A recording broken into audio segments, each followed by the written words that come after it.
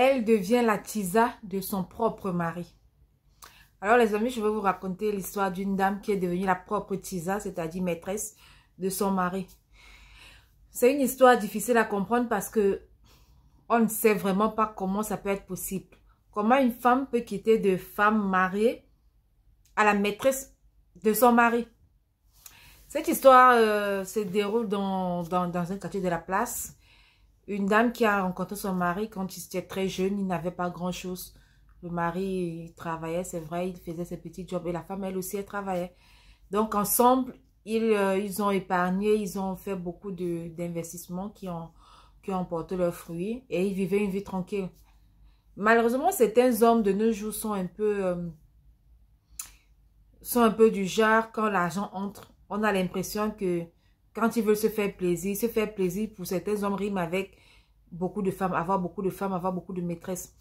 Oublie même que ce bonheur-là, choisir ce bonheur-là, c'est faire souffrir celle avec qui ils ont cherché l'argent, celle avec qui ils ont galéré. Oublions que ce bonheur-là, forcément, est la cause du malheur, sera la cause du malheur de leur épouse. Et donc, peut souvent mettre leur foyer en danger.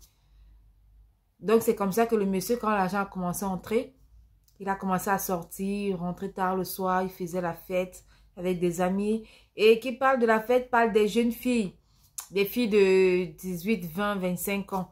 Il était tout le temps en train de sortir. C'est comme ça que ces filles, à un moment, vous savez comment les tisas sont. Dès le début, vous pouvez dire, pour ceux même qui sont honnêtes, qui acceptent qu'ils sont mariés, ils vont dire oui, elles vont dire oui, elles vont accepter. Mais à un moment, elles commencent à réclamer un peu plus.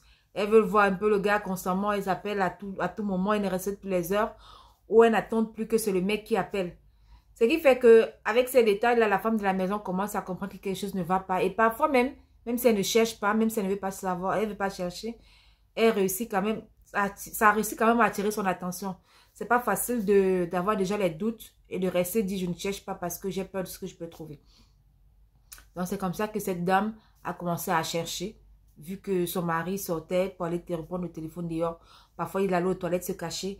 Parfois même ils sont à table, le téléphone sonne, ils raccrochent. Alors qu'ils avaient l'habitude de causer de tout et de rien. Même quand les investisseurs appellent les clients, les partenaires appelaient, ils causaient et tout et tout. Il parlait un peu de tout, mais il a commencé à devenir un peu distant. Il ne parlait plus il ne disait plus certaines choses et il disait c'est pour le travail. Avec tous ces détails-là, elle a commencé à chercher, à essayer de trouver le code du téléphone de son mari, des trucs comme ça, jusqu'à ce qu'elle a trouvé, elle a commencé à lire les messages. Bref, elle a eu la confirmation que, une fois de plus, il allait voir ailleurs. Et le mec s'était tellement attaché. Je ne comprends pas comment sont certains hommes. Normalement, on s'est dit, quand un homme marié sort, bah, je me dis c'est pour aller s'amuser. C'est pas que je défends les mecs, c'est pas que je suis en train de dire aux filles, ne vous inquiétez pas, il part juste s'amuser, il va revenir. Normalement, quand un homme fait même ce genre de bêtises, c'est pour s'amuser. Il doit connaître, il doit savoir faire la part des choses, c'est-à-dire à un moment rentrer à la maison, déjà s'arranger à ce que son infidélité n'arrive pas auprès de sa femme. Ça aussi, c'est respecter sa femme. Mais quand tu oublies déjà que tu as une femme avec qui tu as souffert, qui t'a permis d'arriver où tu es, tu oublies que donc tu es tellement dans ce que tu fais que tu ne te rends même pas compte du mal que tu fais à ta famille, à ta femme et à tes enfants. Parce que les enfants, à un moment, souffrent aussi quand ça devient chaud entre les deux. Les enfants payent les pots cassés. Tu oublies tellement, tu oublies tellement tous les efforts qu'elle a fait pour toi jusqu'ici que tu donnes le pouvoir, tu donnes indirectement le pouvoir à la maîtresse de détruire votre bonheur. Donc le mec, tellement il allait s'amuser, il est sorti. Parce que la femme était tellement habituée à son infidélité parce qu'elle avait déjà commencé. Quand elle a découvert, il a demandé pardon. Avec les autres petites filles, c'est vrai qu'elle n'avait pas toutes les preuves. Mais quand même, quand il y avait des petits trucs, ce sont des trucs qu'il ne s'ignore pas. Soit il arrêtait à temps, soit il demandait pardon avec des petits cadeaux et autres. Mais là, c'est devenu tellement serré, il a tellement mis le cœur, les poumons, les organes que il est tombé amoureux de la petite. Dans le temps que la femme comprenne ce qui est en train de se passer, qu'il essaie de vectoriser le gars, essaie de mettre la pression au gars pour qu'il arrête la relation, on se rend compte que la petite du dehors est déjà enceinte. Non seulement elle est enceinte, le gars lui a dit de garder l'enfant, et tellement il l'aimait qu'il a logé. Donc en fait, ça faisait un peu comme un deuxième foyer. C'était un peu comme si elle avait accepté une coépouse sans savoir.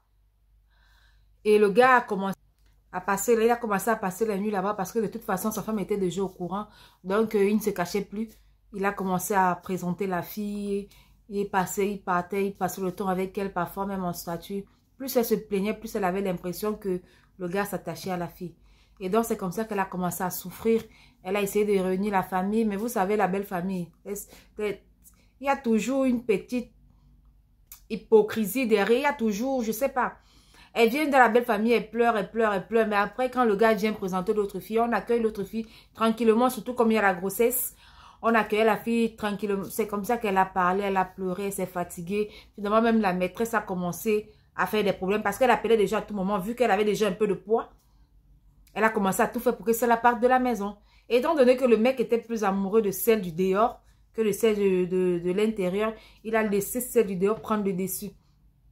C'est comme ça qu'elle appelait la fille, elle insultait. Elle appelait la fille, elle menaçait la fille. Elle appelait la fille, elle envoyait des messages, elle envoyait les photos de leur mari. Elle envoyait souvent leur nudité. Elle traumatisait en fait celle de la maison.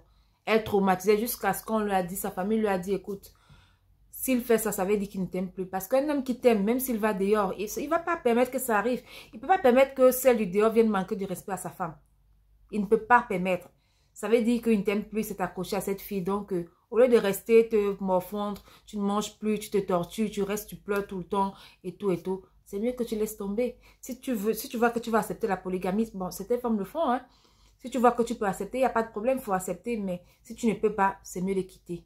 C'est mieux de quitter le mariage. Et puis, c'est comme ça qu'elle a menacé le gars. Elle lui a dit, si tu n'arrêtes pas, je vais partir. Elle a même accepté la grossesse. Elle a dit, mais tu gères à distance, mais la relation avec la fille, je ne veux plus. Le gars lui a dit qu'il n'y a rien à faire. Il va prendre la fille, il va rester avec la fille, il va prendre la fille comme deuxième femme.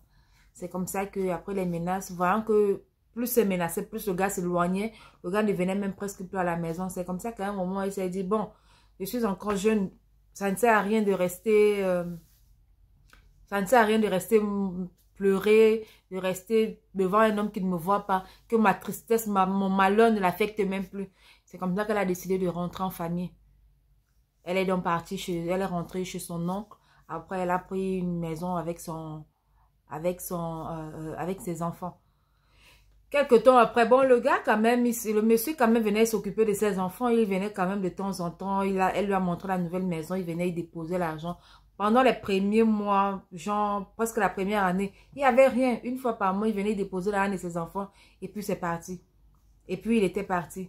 Mais après un jour, il appelle la fille, il lui demande, je sais que tu aimes manger souvent à tel restaurant, est-ce que je peux t'inviter? Elle dit, bon, j'ai rien à faire. C'est comme ça qu'il l'invite au restaurant.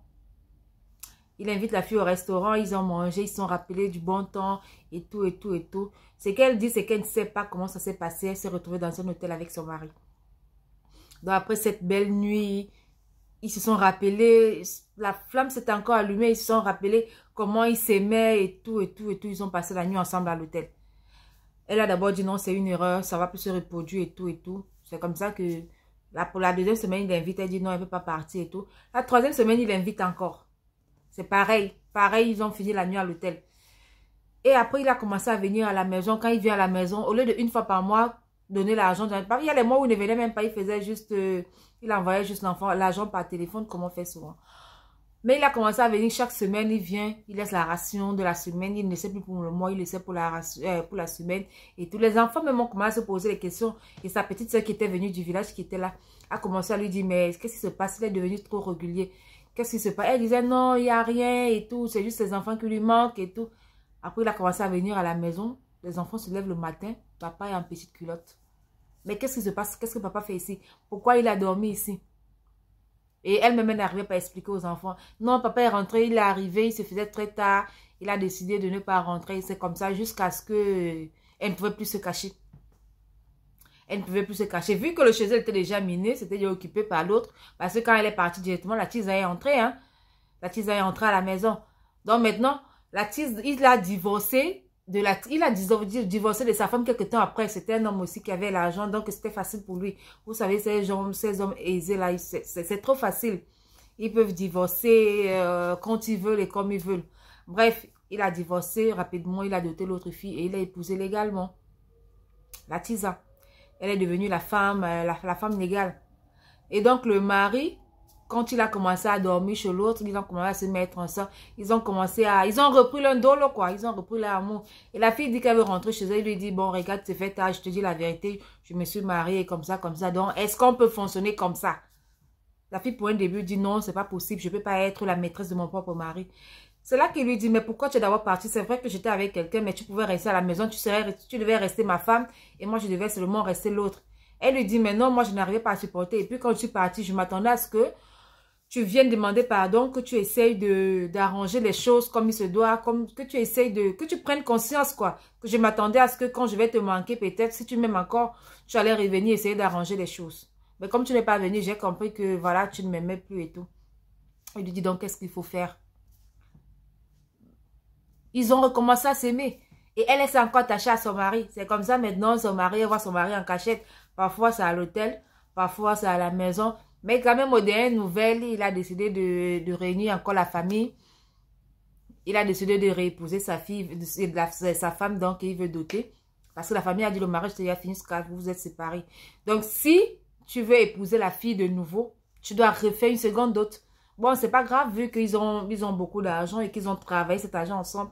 Il a accepté de doter. Et donc, il va réépouser la fille maintenant comme deuxième femme. Pour qu'elle ne soit plus Chisa. C'est une histoire un peu bizarre, mais voilà, c'est l'histoire. Et beaucoup de femmes vivent ça, donc ça arrive.